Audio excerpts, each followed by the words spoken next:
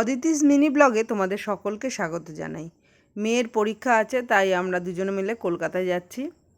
Train ঢুকে পড়েছে, এক্ষুনি ট্রেনে উঠে পড়ব, তারপরে আমরা দুজনে কলকাতায় যাব। ওয়েদারটা ভীষণ ভালো ছিল, বৃষ্টি হয়ে গেছে, সে কারণে বেশ ঠান্ডা ওয়েদারটা ছিল, তাই অসুবিধা বিশেষ হচ্ছে না, গরমটা অনেকটাই কমেছে। আর লেডিস কামরায় উঠেছি, নানান রকমের লেডিস কামরাতে গয়নাগাঠি নানা রকম সাজার জিনিস উঠেছে, দেখতে বেশ ভালোই লাগছিল। আর ট্রেনে উঠলে পরে সাইড সিনারিটা দেখতে না সত্যি ভীষণ ভালো লাগে।